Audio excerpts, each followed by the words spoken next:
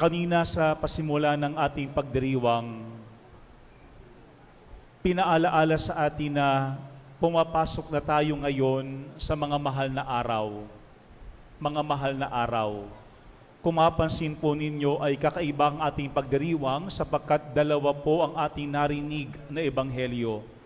Kanina sa pagpasok, yung ebanghelyo ay tungkol sa maringal na pagpasok ni Jesus sa Jerusalem.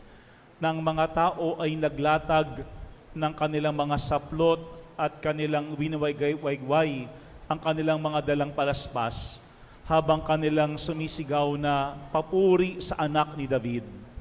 At katatapos pa lamang ating narinig ang pangalawang ebanghelyo kung paano si Jesus ay nagpakasakit at namatay sa krus. No? Kaya ang tawag po natin sa araw na ito ay Palm Sunday of the Lord's Passion. Linggo ng palaspas sa pagkapakasakit ng ating Panginoon. Sa liturhiya po, ang binibigyan diin ay yung pangalawa of the Lord's Passion sa pagkapakasakit ng ating Panginoon.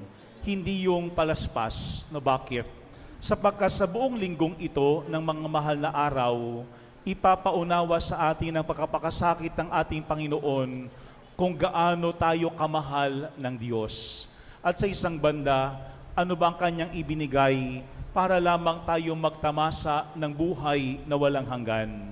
Yung pong ating ebanghelyong narinig, karirinig pa lamang natin, ay tungkol sa pagkapakasakit ni Jesus. Shorter version po yan. Sa Good Friday ay ating maririnig yung mas mahabang bersyon. Pero merong isang kataga na binanggit si Jesus habang siya ay nakapako, nakabayubay sa krus. Ano yun? Yung kataga na, Diyos ko, bakit mo naman ako pinabayaan? Diyos ko, bakit mo naman ako pinabayaan? Yan ay kataga ni Jesus habang siya ay nagdurusa at namamatay sa krus. Kanina sa ating salmong tugunan, yan din ang ating tugon. Diyos ko, bakit mo naman ako pinabayaan? Para bagang sinasabi ng mga katagang yun, yan ang kasukdulan ng pagdurusa ni Jesus na kanyang naranasan para lamang tayo ay magkamit ng kaligtasan. Pero kapag ating pong titignan yung pagdurusa ni Jesus, hindi lamang pisikal ang kanyang pagdurusa. Sapagkat alam natin, siya ay dunaraan, siya ay nilait ng mga tao, siya ay nagpasa ng krus, siya ay hinagupit, at siya ay pinako at namatay sa krus. Naranasan niya yung pisikal na pagdurusa. Pero sa isang banda, ando doon din yung emosyonal na pagdurusa ni Jesus. Kaya nga kanina sa ating unang pagbasa, ano ang sinabi ni Propeta Isaías? Hindi ako tumutol nang bugbugin nila ako. Hindi ako kumibo nang ako ay kanilang insultuhin. Pinabayaan ko silang bunutin ang buhok ko't balbas, gayon din nang lorhan nila ako sa aking mukha. Ang lahat ng yaan, tiniis ni Jesus. Ang lahat ng yaan, tinanggap ni Jesus. At kanina, sa ating ikalawang pagbasa, ang sabi ni San Pablo ay, kaya naman siya'y itinampok ng Diyos at binigyan ng pangalang higit sa lahat ng pangalan. Bakit? Sapagkat hinubad ni Jesus ang lahat ng katangian ng pagka-Diyos. Siya'y nagkatawang tao at namuhay bilang isang alipin.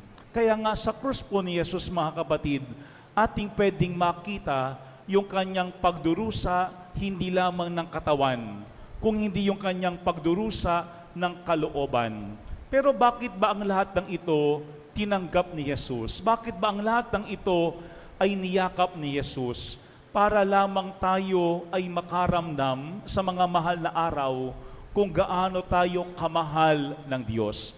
Kaya nga po kung yung papansinin sa Biyernes Santo, kapag ito ay binanggit sa ating ebanghelyo, ito ay nasa orihinal na lengguwahe, yung lengguwaheng Aramaik, na ang sinabi doon, Eli, Eli, lama sabachthani. Hindi binago yung lengguwaheng yun. Bakit?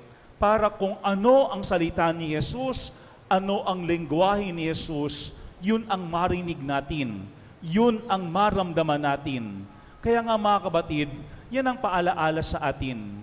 Si Jesus, sa oras na siya ay nagdurusa, ang kanyang tawag sa Panginoon ay Diyos.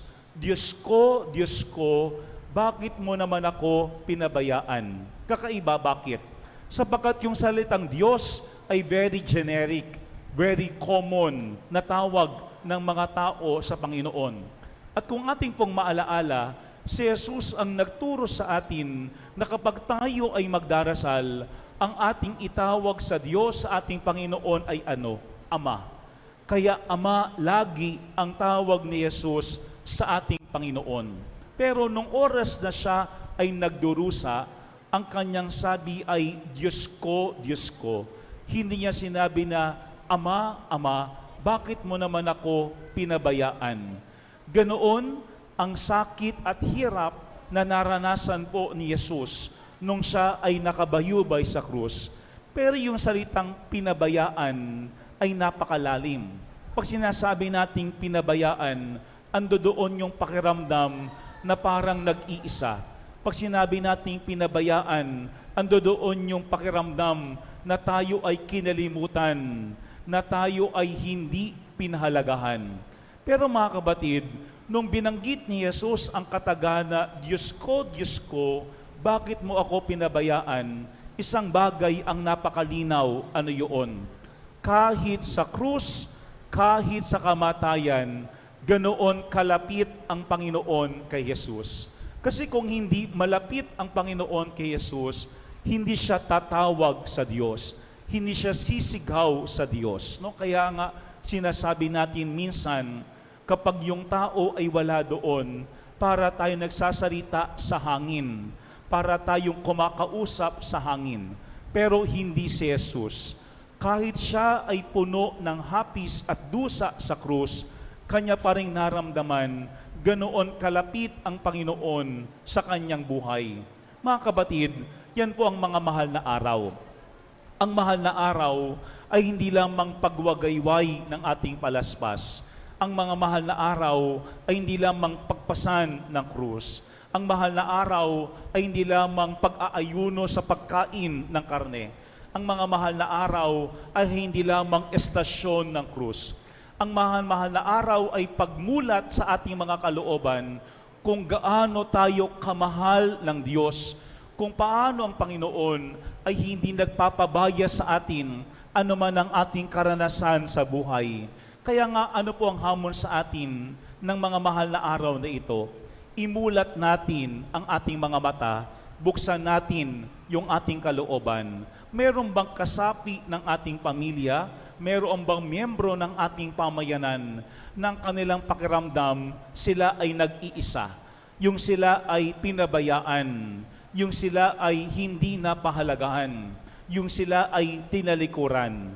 Sana hindi lamang sa mahal na araw, kung hindi araw-araw ating makita ang mukha ni Jesus sa kanila na humihingi sa atin ng ating presensya. At sana araw-araw din tayo mismo ang maging mukha ni Jesus sa ating pamilya at sa ating kapwa para ni isa man walang makaramdam na sila ay pinababayaan ng Panginoon, na sila ay nag-iisa sa kanilang mga problema o dusa sa buhay. Maganda po yung huling bahagi ng ating ebanghelyo bago nalagutan ng hininga si Jesus. Ang sabi doon, Ama, sa mga kamay mo'y ipinagtatagubilin ko ang aking espiritu. Muling binalik ni Jesus ang salitang Ama. Bakit? Sapagkat sa huling bahagi, Ama pa rin ang siyang nananatili sa atin. Ama pa rin ang tinatawag natin. Ama pa rin ang nagpaparamdam ng pag-ibig sa atin. Mga kapatid, ang tawag natin sa linggong ito, mahal na araw. Sapagkat ganoon tayo kamahal ng Panginoon. Mahal kasi ito'y hindi natin kayang bilhin. Mahal, ito ay ating kaya lamang tanggapin. Kapag mahal, hindi mo pinagpapalit. Kapag mahal, hindi mo iniiwan. Kapag mahal, lagi mong pinahahalagahan. Kung merong isang bagay na kailangan maramdaman natin, ito yung kung gaano tayo kamahal ng Panginoon. hindi lamang sa mahal na araw, kung hindi sa bawat araw ng ating buhay. Mga kapatid, ang mahal hindi kayang bilhin, pero pwedeng tanggapin. Ang mahal hindi pinagpapalit, kasi ang mahal ibinibigay sa atin ng kusa dahil sa pag-ibig. Amen. Magsitayo.